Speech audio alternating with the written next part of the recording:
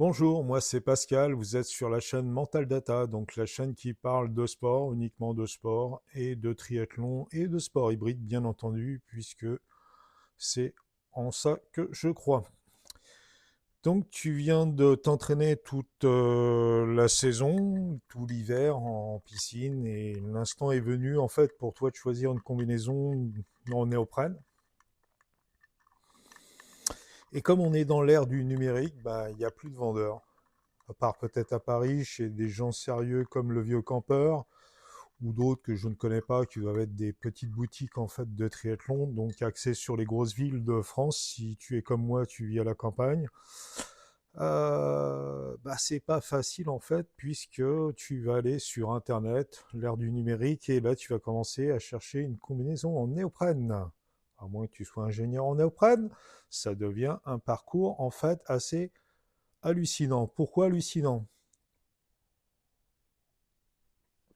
Parce que tu vas te rendre vite compte qu'il y a pas mal de marques, il y a pas mal de produits, que les fiches spécifiques ou techniques, comme tu veux, c'est tout simplement invitable en fait, à moins que tu sois de nouveau expert en néoprène. Donc je vais t'expliquer moi comment j'ai fait pour choisir ma combinaison, et je pense avoir trouvé ma combinaison. C'est surtout ça, c'est pour ça que j'ai tenu à en faire une vidéo. Donc, comme tu vois, j'ai préparé des petits papiers parce que je suis pas expert en fait en néoprène, hein, comme toi d'ailleurs. Ce que je vais t'expliquer, c'est comment j'ai fait en fait. J'ai été sur les différentes fiches techniques en fait des différents sites marchands, hein. Je suis pas là pour faire de la pub pour qui que ce soit, puisque ma combinaison, je l'ai financée en fait avec ma carte bleue. C'est mon sponsor officiel, certainement comme toi.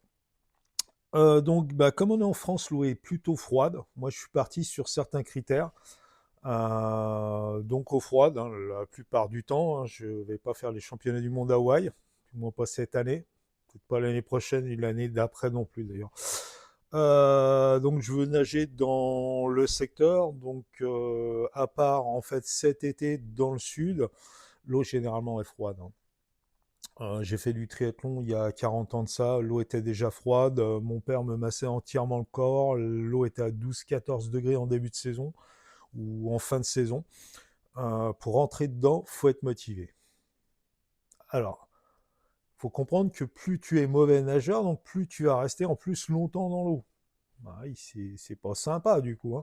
Et que monter sur un vélo, si t'es transit froid, c'est pas la peine, quoi. Tu vas perdre un temps de fou, hein. C'est pas la peine d'investir dans un vélo à je sais pas combien de milliers d'euros, euh, et pas faire le bon choix de combinaison. J'allais dire, et pas investir dans une combinaison en néoprène. Ça, tu vas le faire, mais c'est pas une question de prix, en fait. C'est ce que je veux t'expliquer. Je me situe plutôt dans un moyen de gamme en fait en natation. Je suis pas bon, je suis pas mauvais. Euh, et je vais t'expliquer mon choix. En fait, j'ai cherché à dire en fait au serveur ou à l'IA en fait, tout simplement. Je suis passé beaucoup par l'IA. J'ai fait des croisées de données.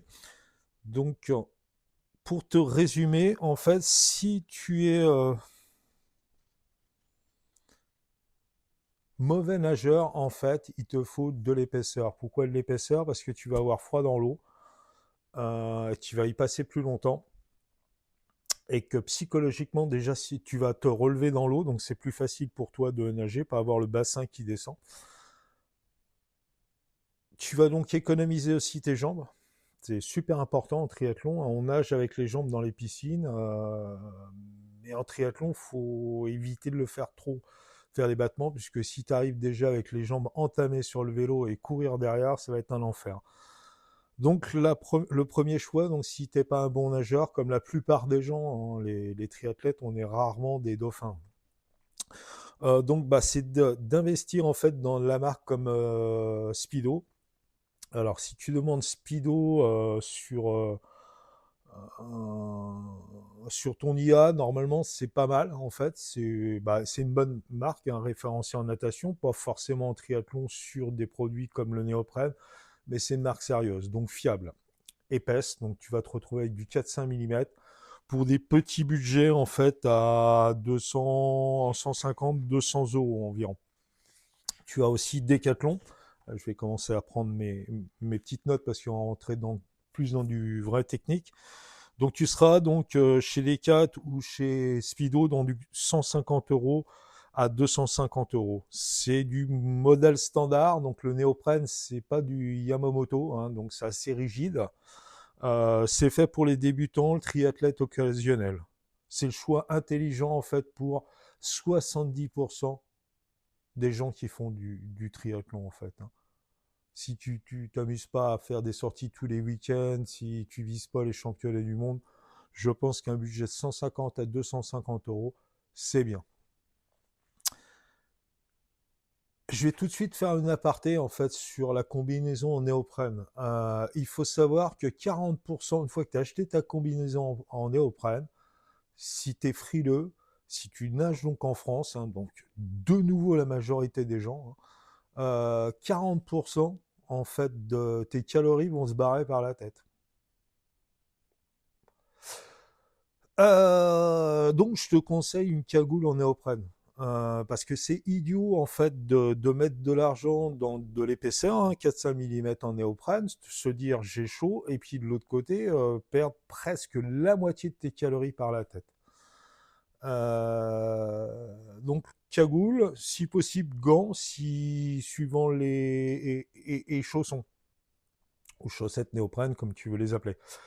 Pourquoi? Parce que aussi, c'est comme si tu allais à la montagne avec une doudoune en fait et que tu mettais pas de gants et de bonnet. Tu me dis: «Ah mais il est stupide lui, pourquoi il nous dit de faire ça?» Bah, là c'est pareil, hein, vous êtes, pas à -5 mais à 12 ou 14 degrés pardon, ou un peu plus, c'est pas chaud, hein, c'est vraiment très froid. En plus, si tu dois t'entraîner en club, c'est l'investissement à faire. Cagoule, gants, chaussons néoprène. Après, en compétition, je sais que on a droit ou pas droit suivant, bah, en fait, la fédé, si c'est Ironman, pas Ironman, etc. Donc c'est à toi d'aller savoir si tu as le droit de les mettre ou pas. La cagoule, je pense pas que ça soit interdit. Donc 40% la cagoule. Ensuite, tu reprends les gants, les pieds, bah, tu repères aussi pas mal. Donc là, même si tu es sur du bas de gamme, bah, du coup, tu sortiras mieux que en fait, le gars qui a pas mis de cagoule avec du haut de gamme, hein. Je te dis ça comme ça. Si tu dois t'entraîner comme moi, en fait, j'ai ce désirata de m'entraîner en eau vive. Déjà, un, parce que j'aime bien. Deux, il n'y a plus de ligne au fond de l'eau, donc il faut comprendre qu'il faut mieux y aller plusieurs fois, hein. Là, je te parle pas du système, en fait, de ce qu'on appelle la machine à laver, où tout le monde part ensemble, c'est une cohue terrible, et que si t'es pas bon nageur, tu vas un petit peu avoir peur au début. Je te parle juste de prendre des repères dans l'espace, avec une eau qui bouge, hein. Il faut savoir que nager à la mer, il y a des vagues, il y a aussi du vent, l'eau est salée. Alors, qu'est-ce qu'il dit, l'eau est salée? Si tu bois plusieurs tasses, ça arrive, tu verras que ça peut être quand même super désagréable que l'eau soit salée. La rivière, bah, généralement, tu descends, tu remontes rarement, ça peut arriver, hein. Il y a tout dans le triathlon, hein. C'est les organisateurs qui font des choix, pas les athlètes. Donc la rivière, c'est encore un autre truc, hein. Tu peux descendre, mais pareil, il peut y avoir un vent contraire à la descente et avoir un clapot de fou et de la vague, etc., hein. Une petite rivière ou la Seine ou le Rhin, ou voilà, c'est différent, c'est plus large, c'est pas aux mêmes endroits, voilà. Donc le fait d'aller nager dehors sans repère, avec ta combinaison, c'est quand même mieux. Déjà, un petit peu user ta combinaison, parce qu'au début, elle va être très rigide, surtout si elle est bas de gamme et elle est épaisse, puisque plus on sera bas de gamme, en fait, moins on aura de néoprène de haut de gamme. Yamamoto, puisque c'est la référence en fait du néoprène souple en fait, qui lui va se mettre en fait généralement dans le milieu de gamme, plutôt en haut des bras, donc sur du 3-5, pour avoir en fait une rotation de bras, d'épaule assez intéressante. Donc là, on va être plutôt donc en zone 3 chez Orca, chez Selfish,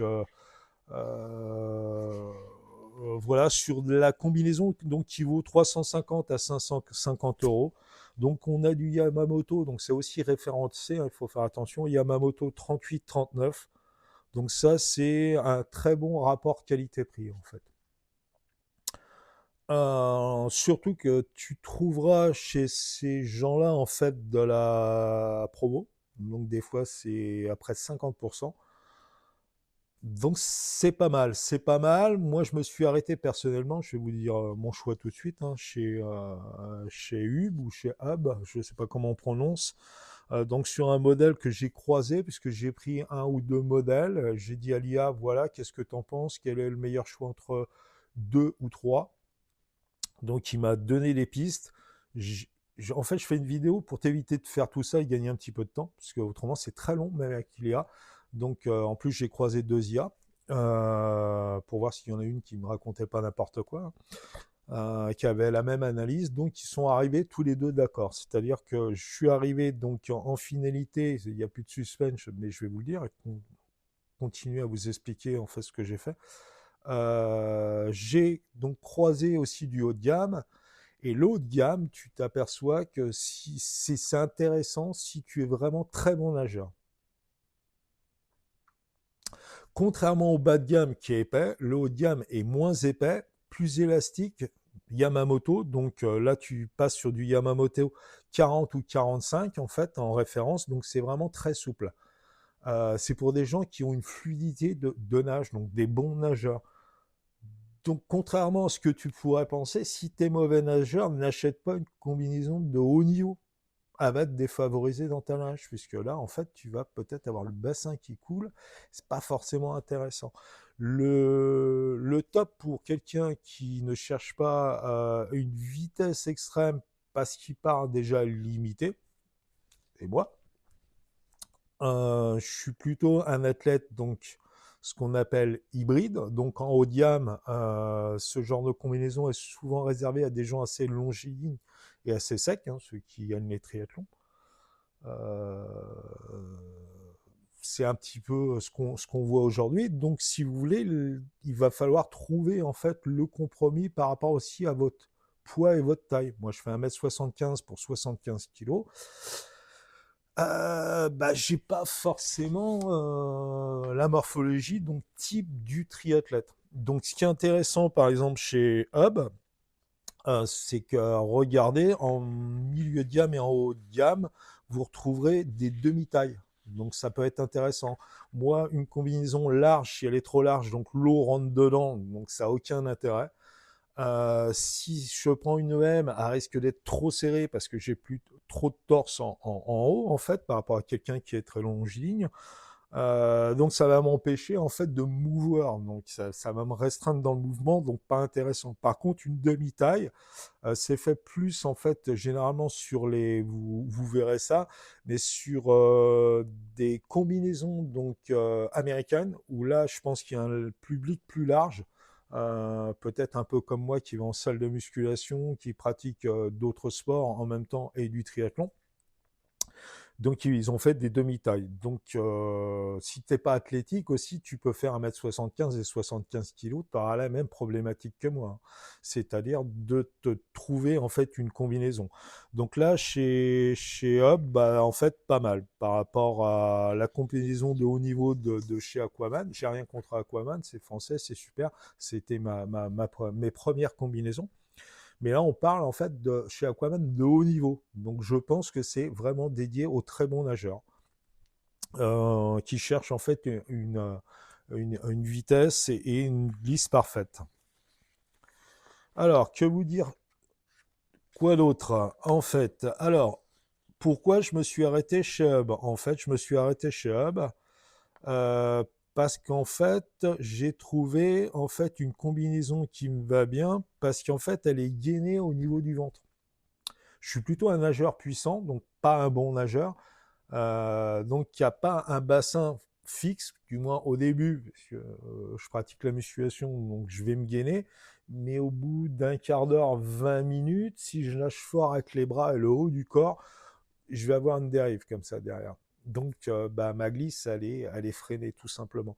Donc une combinaison qui me tienne au ventre donc, et qui est plus épais en fait à l'arrière va me relever le bassin et va me gainer le ventre, donc j'aurais pu cet effet en fait de mouvement à l'arrière